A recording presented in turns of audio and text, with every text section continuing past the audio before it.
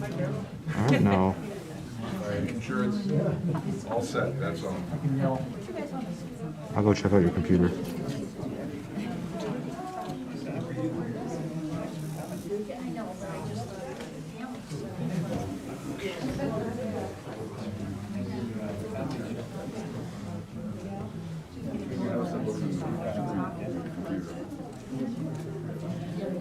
Did Betty have candy before she spent cookies? Oh my God, she was awful. She really was. I heard that scream downstairs. Yeah. You know, but she was a very chunky. Oh. Well, I felt so bad because I know you guys are, you were coming here, so you just needed to go and. We're on the top there, yeah. So we went tighter, right? Yes.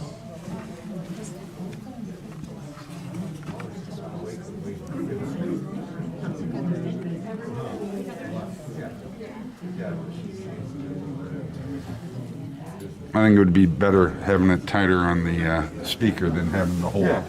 No, it looks good. Good angle.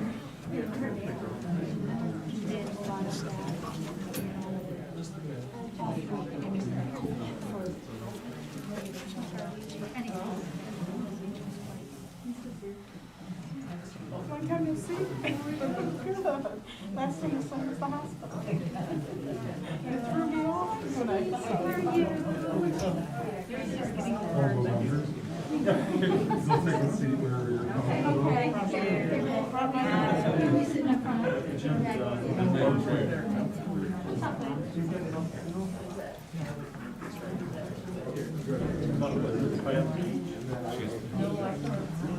Oh, yeah, I was there with my girlfriend visiting her husband.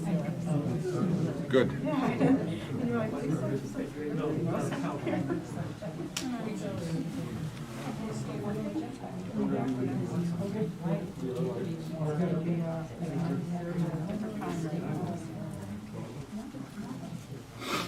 We can get started?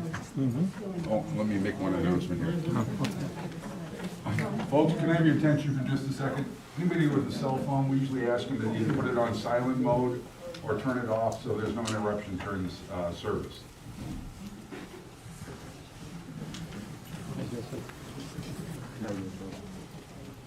welcome everybody. We're here to celebrate. We're here to celebrate Richard's life, and we're so happy that obviously that everyone's here, and we know that Richard would be thrilled as well. And welcome to everybody who's zooming in or here virtually. We wish we could all be here, obviously in person, but that's not the case. We know you're here in spirit. One way to celebrate Richard is to share some of your thoughts and stories and how Richard was special to you. So I'll go ahead and kick it off and turn it over. Uncle Jim and Jeff have asked that I kind of read their thoughts as well, and then we'll turn it over to everybody who wants to speak or share their thoughts.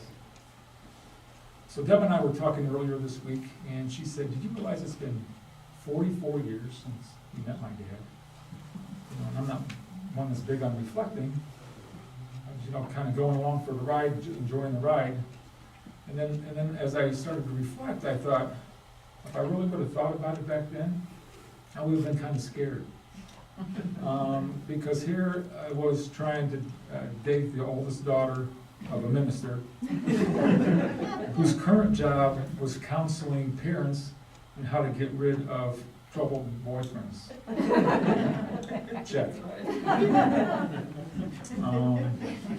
And then, like I said, looking back, I would have been pretty nervous about that. But I think I did something right because, I think it was the second or third summer, and they invited me on the family vacation. Wow, I'm part of the family.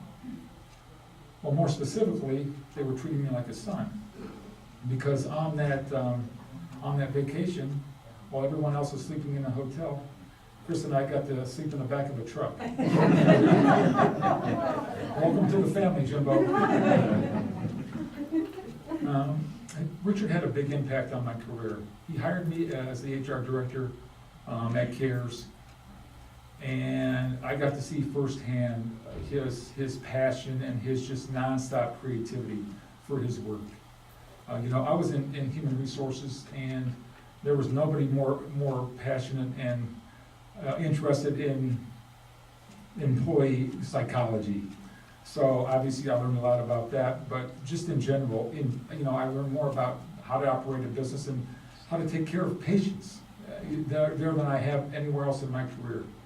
As I said, his nonstop creativity, and there were things that at the time we thought were a little out there in terms of, you know, things he's coming up with, and we find out really that he was ahead of his time. We find out, you know, 5 years later that there's companies are picking up on a lot of the things that he came up with. And so you guys that worked in clinical would know better than I, Jeff and Jenny and Diana and Debbie, you know, you would see some of the just very unique treatments and just the way he treated his patients, and that's why he was successful. And so when I left CARES, I used Richard as a reference. You know, and he'd always tell, you know, fib a little bit, say I was a good employee.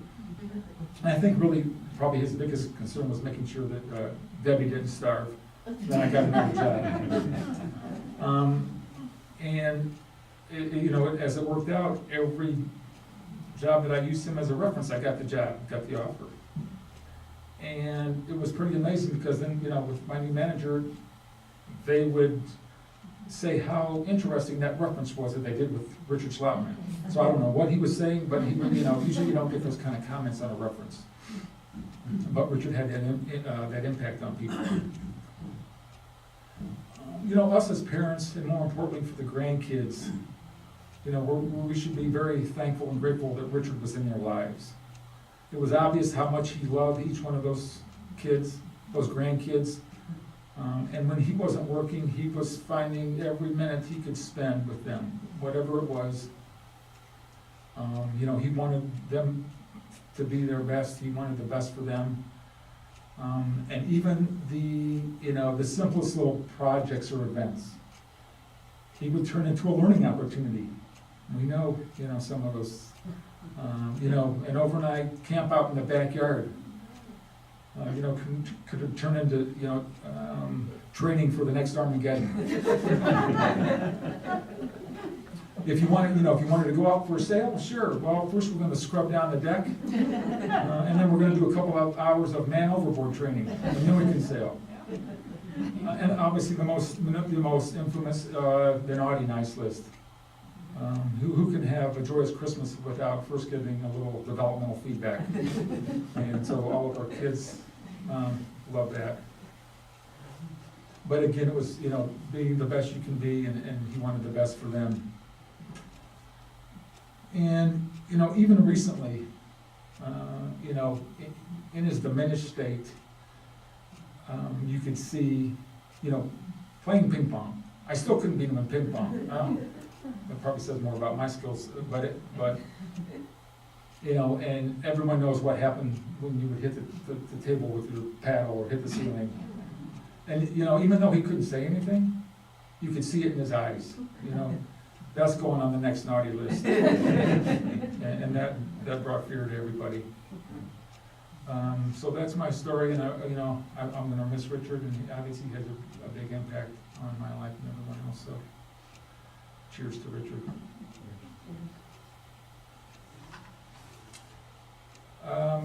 This was Uncle Jim, I'm reading this for you. Goodbye, Richard. All our lives began changing years ago when we began to lose Richard, and here we are now at goodbye. We've all experienced Richard in many ways, depending on our relationship to him, but all of us can agree he was extremely important to each of us. We all feel a great loss. Richard had many and diverse interests. Among them, and perhaps the most outstanding, was his dedication to helping people. Caring about people was evident in his naming of his many activities and enterprises. Richard valued education, and he excelled in his own pursuit of it through investigations, research, and writings. He could discuss intelligently with anyone about any subject that was presented. Among the many descriptions of Richard is musician. tennis player, wine connoisseur, photographer, woodworker, sailor, scholar, counselor, and father. In this last descriptor, father, I would like to share with all of you. Richard was the closest thing to a father figure my wife, Richard's only sibling, Dottie Schlotman, had, due to the early demise of both parents. It was a significant experience that Richard, her older brother and Methodist minister at the time, presided over our marriage. I recalled asking Richard for the hand of Dottie in marriage. Dottie very frequently referred to Richard when we discussed the important issue of common to man and wife during courtship and throughout our early years of marriage. I remember discussing, if not debating, many issues with Richard concerning the Bible, our faith in Jesus Christ, and our personal lives into the wee hours of the morning. We even shared about his obsession with "'Twas the Night Before Christmas." Lots of laugh and fun about this one. Together, we, Dottie and I, have known Richard a total of 81 years, and joyfully join you and Richard in lifting a margarita to celebrate Richard's graduation into God's eternal life and into our lifetimes of precious memories. Uncle Jim. Jeff, this is from you. To my Uncle Dick, so very sorry to see you gone. We only had a few moments of get-together in the last few years, but some things never change. During the last 3 times I was with you, you still beat me at ping pong. I don't know how that was possible. You still played the piano for me. Was that a tune? You still joked and flirted with the waitress, but most importantly, your handsome smile lit up our faces. I remember my Uncle Dick way beyond those last few moments. I cherished the time sailing with you in Saugatuck, Michigan, providing me a summer job while I was in PT school. During that summer, you took me to an expensive men's clothing store. The salespeople all knew you by name. You introduced me and said, "Yeah, this is my nephew. He needs a few shirts." Of course, I had no money, but you took care of that. You gave me an Audi to drive that summer. What a thrill. You hired me out of PT school to work at Cares. I had nowhere to live and, of course, became your roommate at the apartment in Maryville. I remember you working long days and nights on computer program spreadsheets until 3 a.m. many nights, constantly excited to tell me and others that you had a mechanism by which we could track patient progress using an algorithm that a therapist would score patient progress.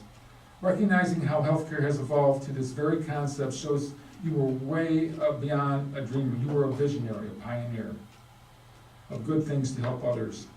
My Uncle Dick was my hero businessman and was my first mentor for being in business and healthcare. He provided me so much advice and encouragement as I developed my first PT company.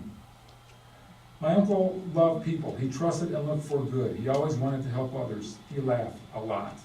He was silly with intellectual wit.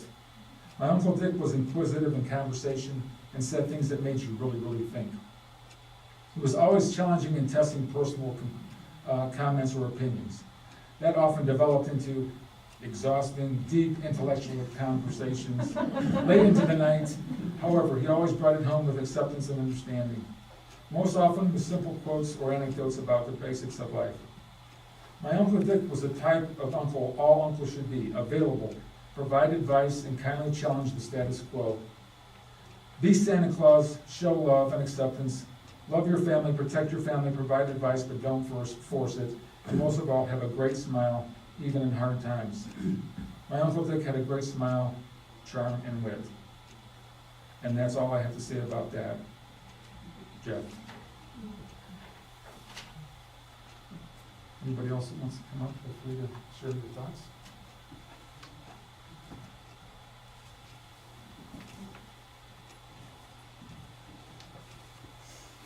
Hello, everyone. I'm Heather Hendren, Richard's daughter, and need a Kleenex already.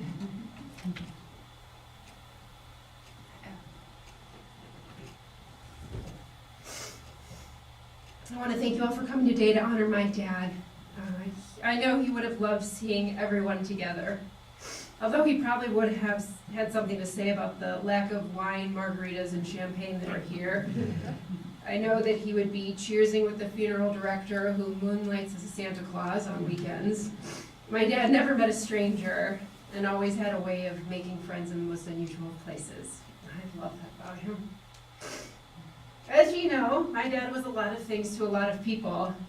Everyone's been saying he was a minister, he was a tennis player, he was an entrepreneur, he was a writer, he was a philosopher. I can't say that. Philosopher. Especially at 3 a.m. And he was an avid reader, a trumpet player. He was a Santa Claus, a Balderdash winner, and a technology lover. But out of all these titles, I knew him best as Dad. And the dad that I knew had a sense of humor, even when things didn't seem so funny. And I'll tell you a story. My dad was an avid sailor, as a lot of people have been talking about, and while the actual act of sailing is peaceful and serene, docking the boat was not. My dad would be barking commands, everyone would be running like mad, trying to make sure the boat didn't crash into the dock. It was pure chaos. When on one unfortunate circumstance, my brother Chris accidentally kicked me in the head. I think it was accidental.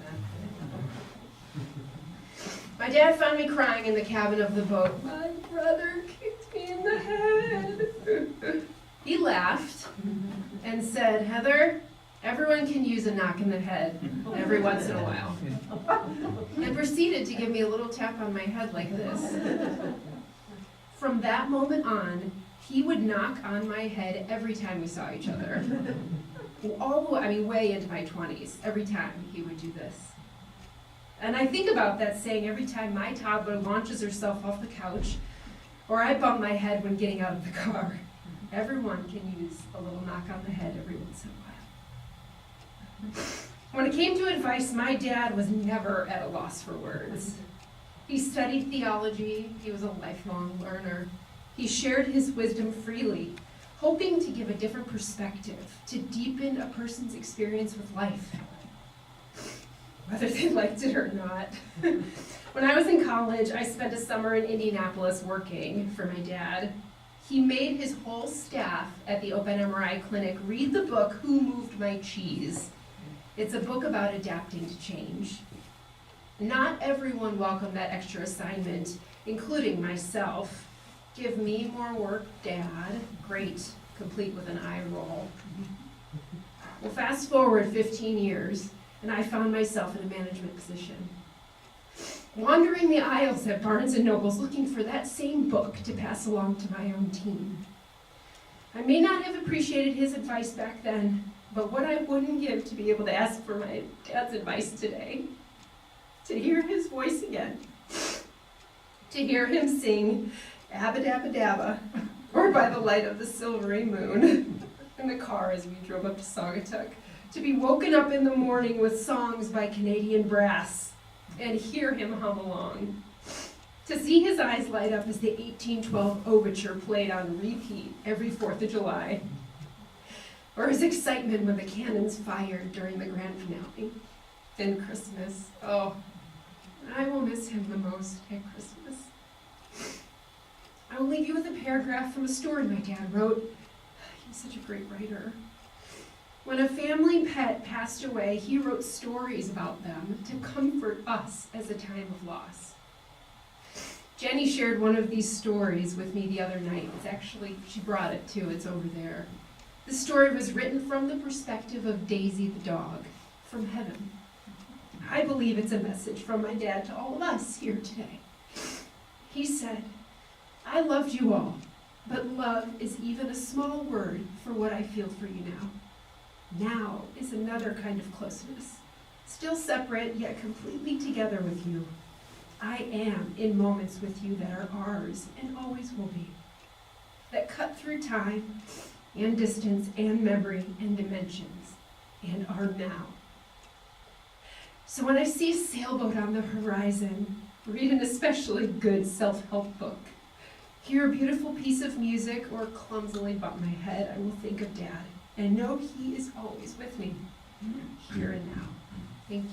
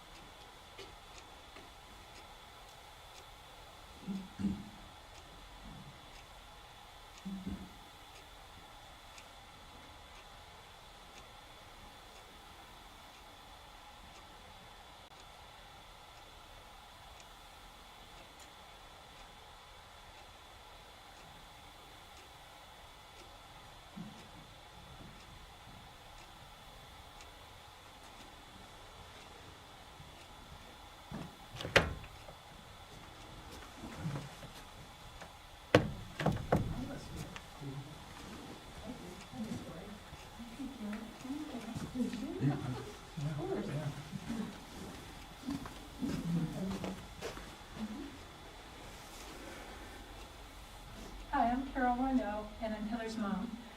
And when Heather was probably about, I don't know, 10 or 12 years old, I was away on my job, speaking in New York City. And right before I had left for that event, Heather had a bunny. And the bunny would sleep with Heather, the bunny would be outside with Heather, and the bunny was really sick because it was going in circles. And I thought, oh no, you know, it's a mother having to be at home with her daughter or child at that time. And it was the weekend that she was going to be with Richard.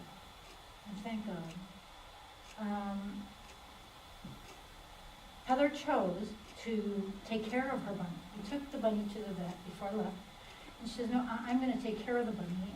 And the veterinarian had told her that, you know, some things that were going to happen. So Richard picked her up and the bunny. And he called me in 2 days. And he said, get ready when you come home because Whiskers had passed away. And Heather held Whiskers for the entire time, and he was with her, and he guided her through that. And so I get home, and Jack and I, my husband, he said, oh, you're going to be really surprised. I said, what? I said, well, where's Heather? No, Heather's out playing. I said, let me show you this. And he took me to the freezer in our garage.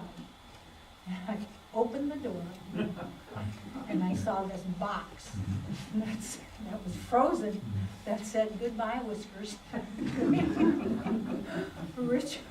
Richard had helped her through that grieving process and froze the bunny so that she could bring it home.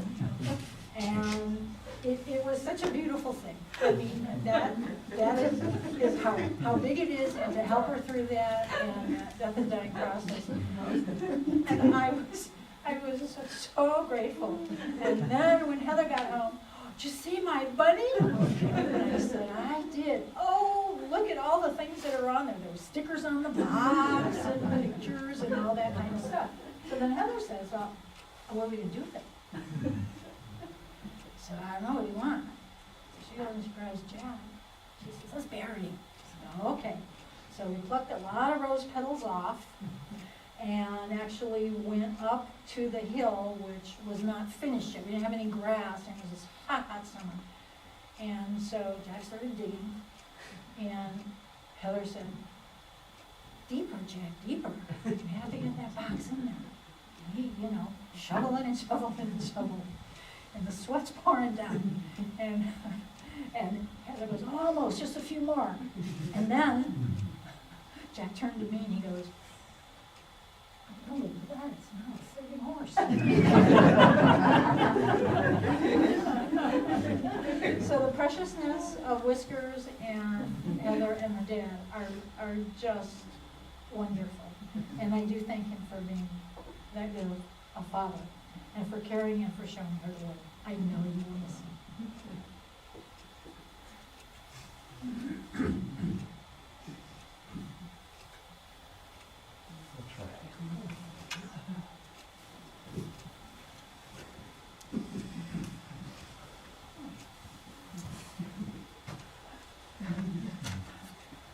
Writing about your dad, the speaker, a little difficult. Yeah.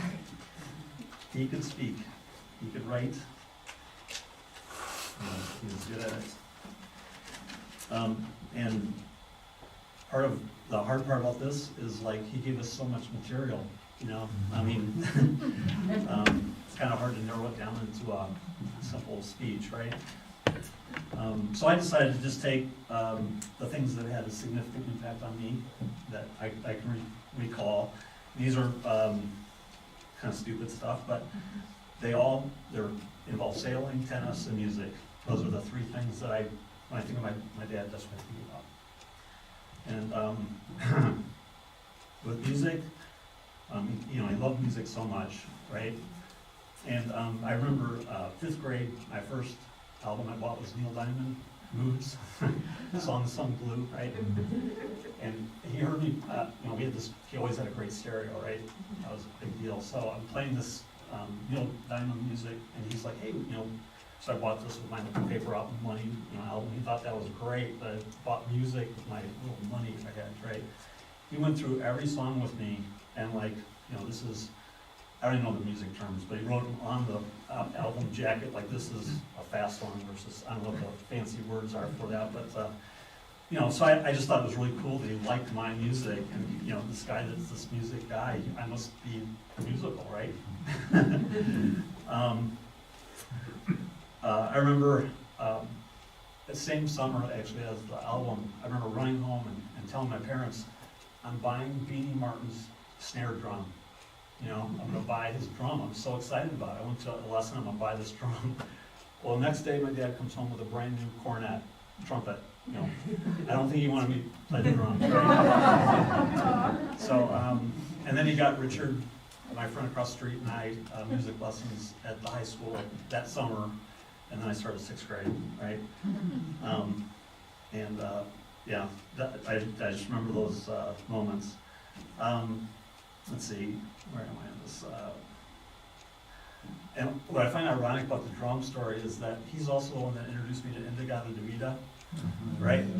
He's the one who told me that it's In the Garden of Eden, and it's a 20-minute drum solo. It's like a real famous, you know, drum. You know, I thought, hey, you know, all right, drum.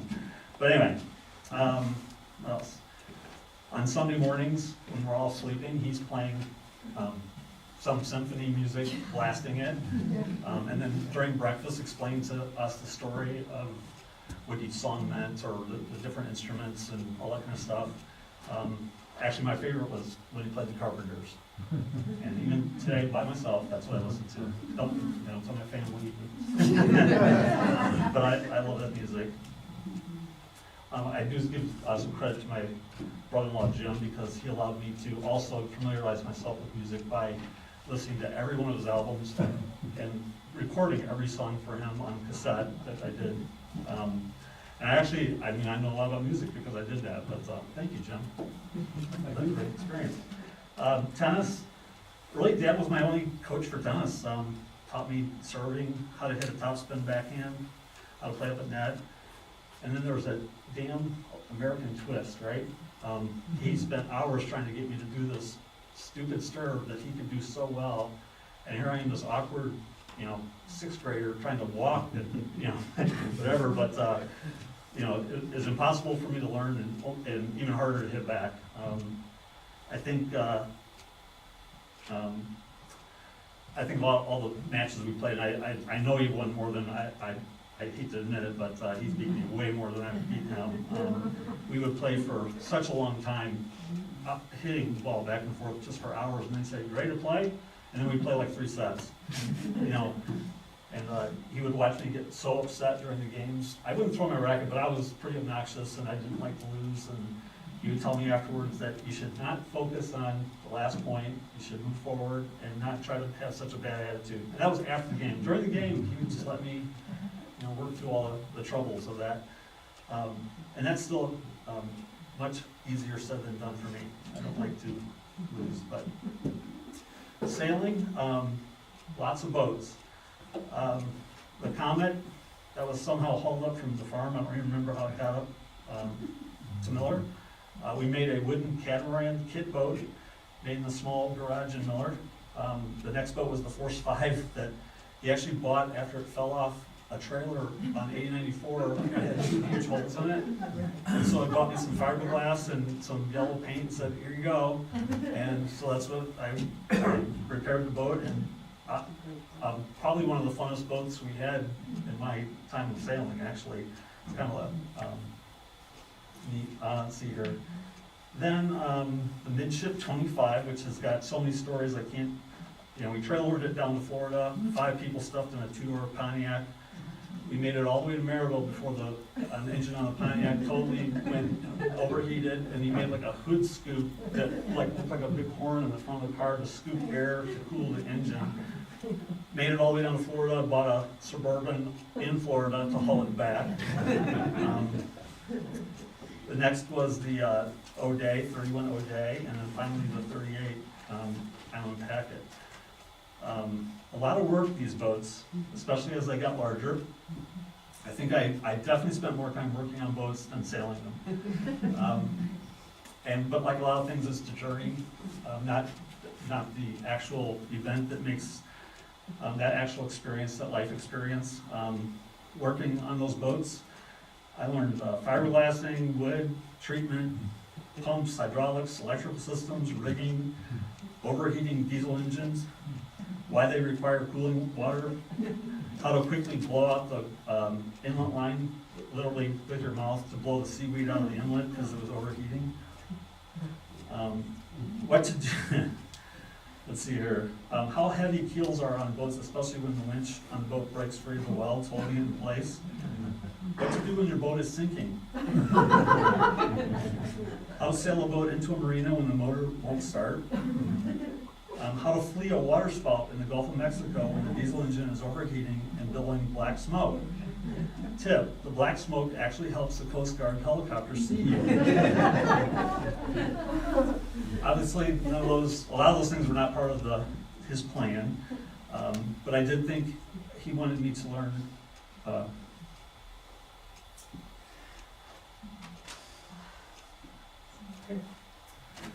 okay, sorry. He wanted me to learn that problems are meant to be figured out and solved and not be afraid of working and trying your best. I did have some really great sails with my dad. It's a very, sailing to me is very simple, but it has a lot of terms and gear.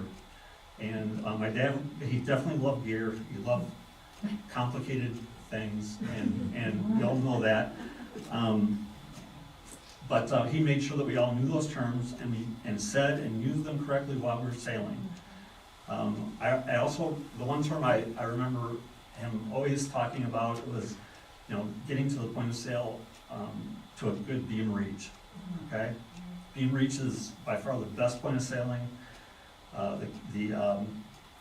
Because in that particular way, both sides of the sail are moving you forward. The keel is being squeezed by the water, and you've got so much power that you just drive through waves without any problem at all. And the boat is the most stable it can possibly be at that point. Most of the pictures you see are people in a beam reach. When you see a really good photo of, or if you're on a sailboat, you're having a really good time, there's a chance that it's a beam reach, okay? Unfortunately, you can't sustain a beam reach indefinitely. If you actually want to get somewhere, you gotta go upwind where it's slow and boring, or you gotta go downwind when you actually outwind the wind and the boat becomes very unstable and makes you almost want to get sick, or kind of scary because the sails are flapping. But such is life. I know if I know my dad, hopefully he's laughing while sailing on a wonderful endless beam reach. And he's with us all, past and present. He doesn't need to tack. Just keep going.